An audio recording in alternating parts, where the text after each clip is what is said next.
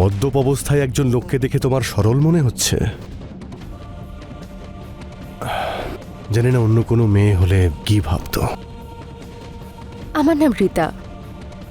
অন্য কারোর কথা আমি জানি না, কিন্তু পুরুষ মানুষের চরিত্র ভালো করেই বুঝতে পারি।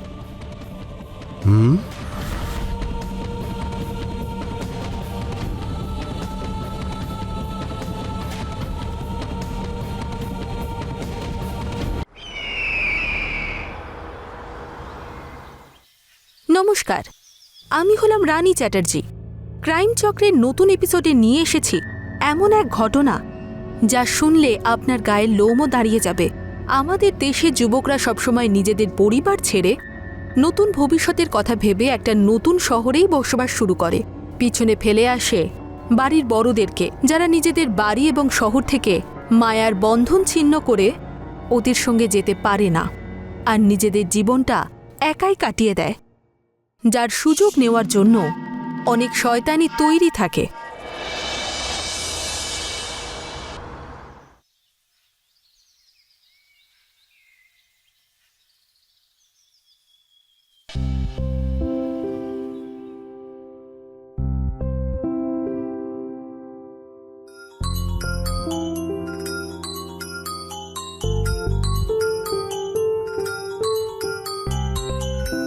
আমার ছেলে অমর, ওই শুধু আমার কথা ভাবে।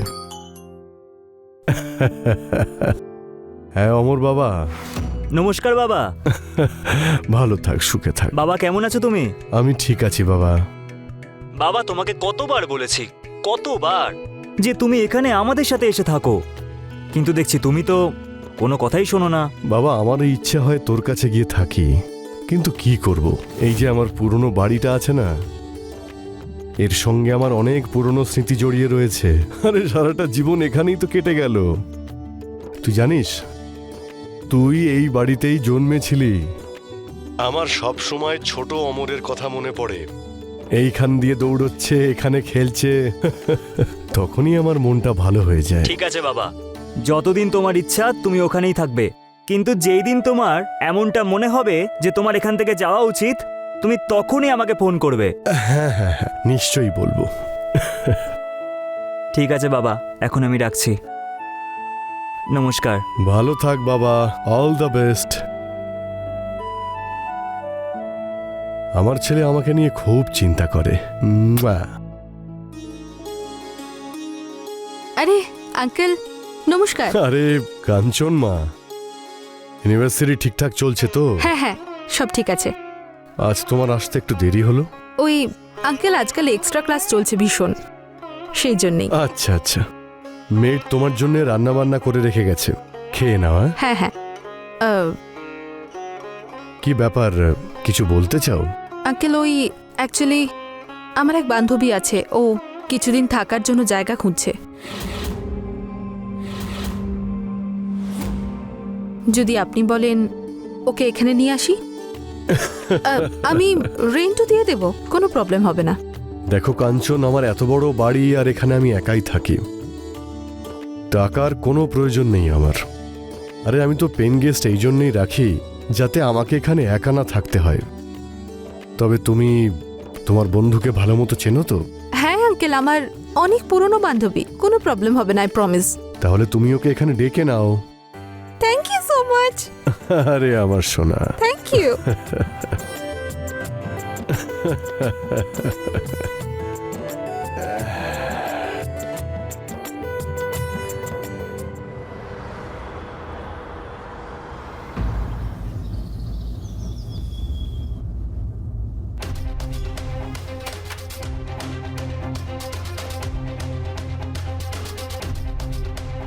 হ্যালো। হ্যালো, আপনাকে ঠিক চিনতে পারলাম না।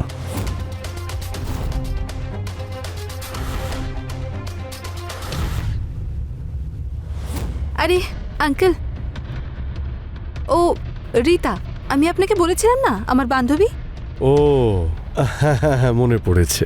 হ্যাঁ হ্যাঁ। রীতা, এসো এসো, ভিতরে এসো।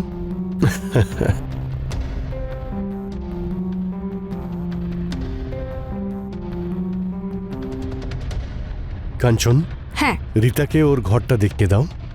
এখানে যখন ও থাকবে ওর তো পছন্দ হওয়া উচিত। হুম?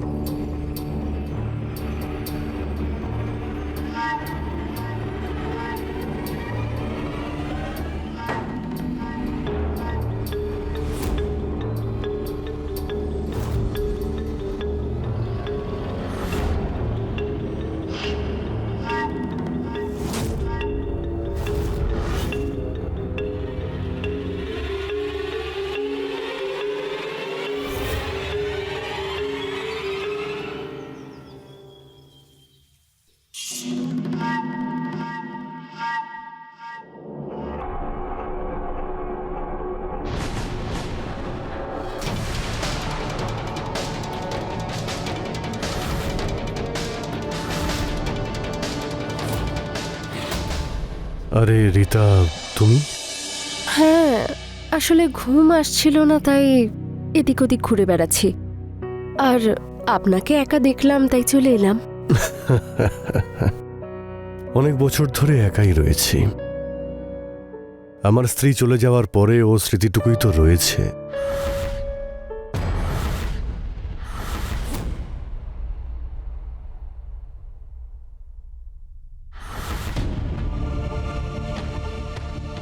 দিন, আমি বানিয়ে দিচ্ছি।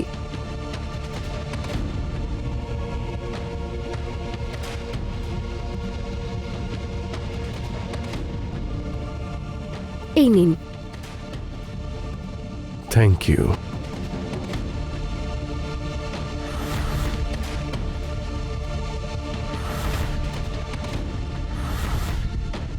কি হয়েছে রীতা?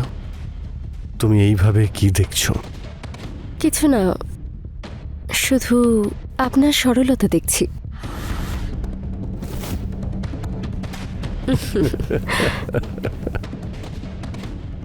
অদ্ভুত ব্যাপার। মদ্যপ অবস্থায় একজন লোককে দেখে তোমার সরল মনে হচ্ছে? জানি না অন্য কোনো মেয়ে হলে কি ভাবতো। আমার নাম রীতা। অন্য কারোর কথা আমি জানি না, কিন্তু পুরুষ মানুষের চরিত্র ভালো করেই বুঝতে পারি। হুম?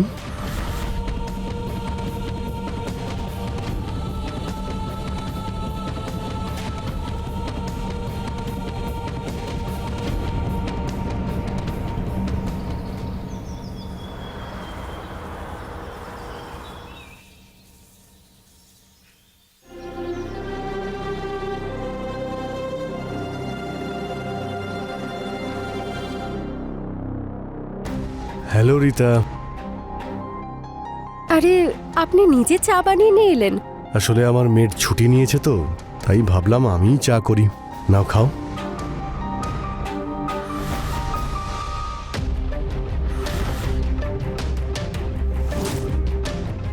আরে বাহ, চা তো আপনি ভালোই বানান। হুম? Thank you. আচ্ছা, ব্রেকফাস্টে কি খাবে? আপনি রান্না করতেও জানেন? হ্যাঁ হ্যাঁ, আমি সব কিছু রান্না করতে পারি। তুমি একবার বলো না। তাহলে তো আপনার সাথে বেশ ভালোই বনবে। সেটা কিভাবে? আপনি বানাতে ভালোবাসেন আর আমি খেতে।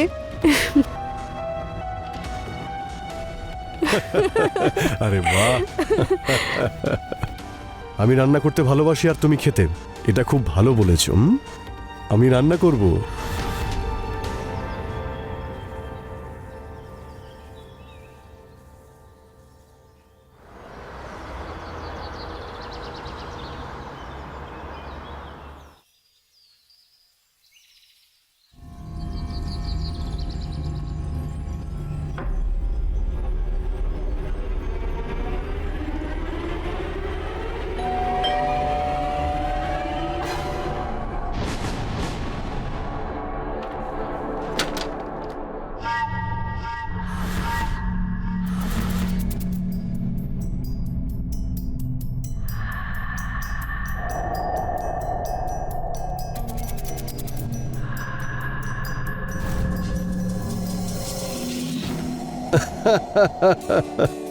বাবা অমর, বাবা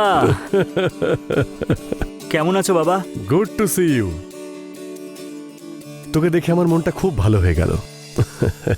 রীতা, ও আমার ছেলে অমর, ব্যাঙ্গালোরের একটা বড় মাল্টি ন্যাশনাল কোম্পানিতে সফটওয়্যার ইঞ্জিনিয়ার। ও ব্রিলিয়ান্ট স্টুডেন্ট ছিল। হ্যালো রীতা। হ্যালো। আরে দাঁড়িয়ে আছিস কেন? আয় আয়, ভিতরে আয়।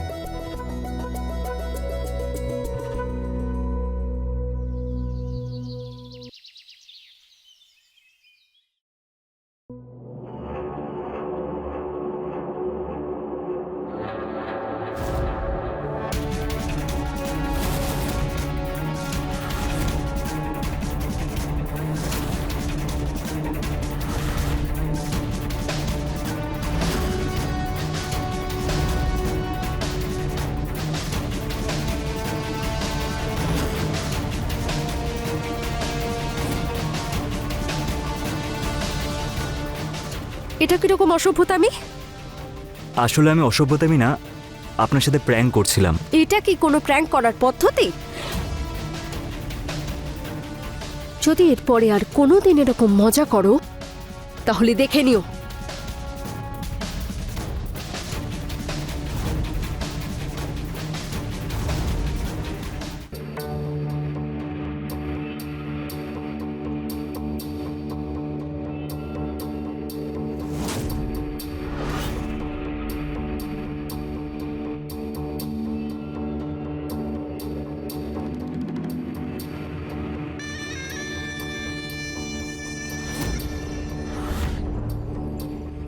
আরে আপনি আসুন না, ওখানে দাঁড়িয়ে আছেন কেন?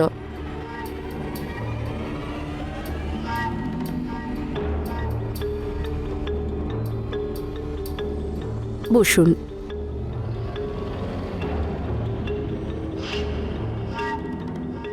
কি হয়েছে? কিছু বলবে তুমি? আমি এই বাড়ি ছেড়ে কোনোভাবেই যেতে চাই না। তো কে বলেছে এই বাড়ি তোমাকে ছেড়ে যেতে? ওফো, আপনি বুঝলেন না। আমি আপনাকে বিয়ে করতে চাই।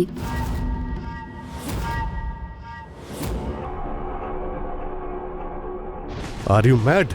মাথা খারাপ হয়ে গেছে? তোমার মাথা ঠিক আছে? আমার ছেলে তোমার বয়সী।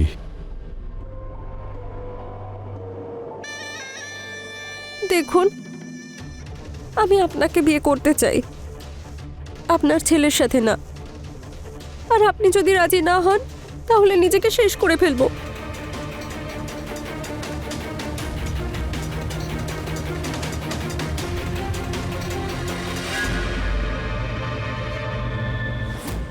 রীতা নিজের জেদের জায়গায় একেবারেই অনড় ছিল। ওর এতে কিচ্ছু যায় আসে না যে নরেশের বয়স কত। আজকের যুব সমাজ বয়স, জাতি, ধর্ম এর ঊর্ধ্বে গিয়ে শুধু এটাই ভাবে যেটা ওরা চাইছে সেটা পেতেই হবে।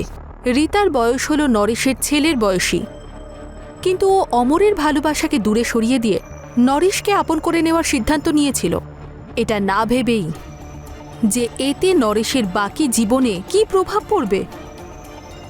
এমনিতেও বলা হয় যে ভালোবাসায় অন্ধ সে পরিণতির কথা ভাবে না।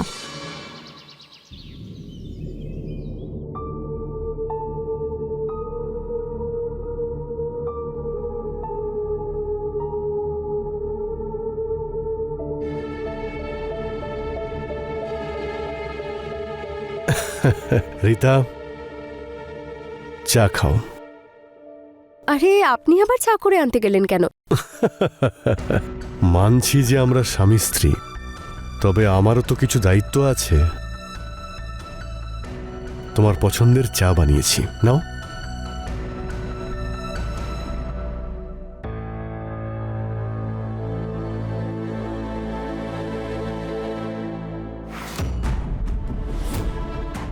কি হয়েছে? চা পছন্দ হয়নি? না, চা তো ভালোই হয়েছে, কিন্তু আমি অমরের কথা ভাবছি। আমার কারণেই ও আপনার সাথে সম্পর্ক ভেঙে চলে গেল। দেখো রিতা, তুমি এসব নিয়ে একদম ভেবো না।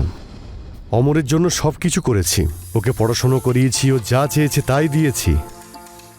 এবার অমরেরও তো বাবার সুখের কথা ভাবা উচিত, তাই না?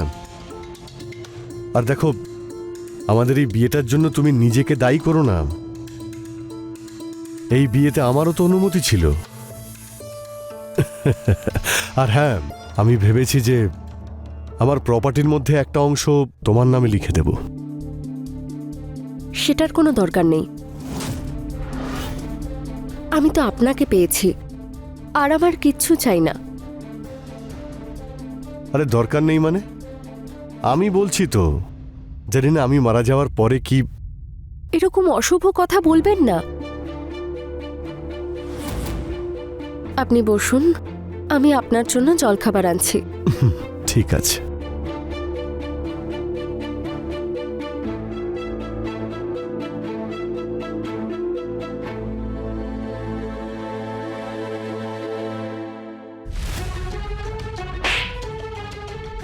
যখন ওই বুড়োটা নিজেই সবকিছু দিচ্ছে, তখন না করার কি দরকার? এখন উনি হলেন আমার স্বামী, আর আমি ওনাকে ঠকাতে পারবো না। Husband, husband, wow. তুই নিজের জায়গাটা ভুলে গেছিস, তার সাথে এটাও ভুলে গেছিস যে আমি তোকে কেন এখানে এনেছিলাম। আর হাজবেন্ড, হ্যাঁ, ওয়াও। এটা তুই নিজেও খুব ভালো করে জানিস যে এই পুরো সম্পর্কটা, তোর এই হাজবেন্ড ওয়াইফের সম্পর্ক, মিথ্যের উপর দাঁড়িয়ে। হতে পারে আমাদের সম্পর্কের শুরুটা মিথ্যে দিয়ে হয়েছে, কিন্তু এখন উনি আমার স্বামী। বেরিয়ে যাও এই বাড়ি থেকে।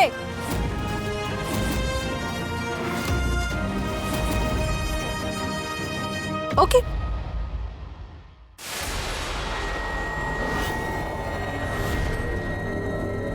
ইউ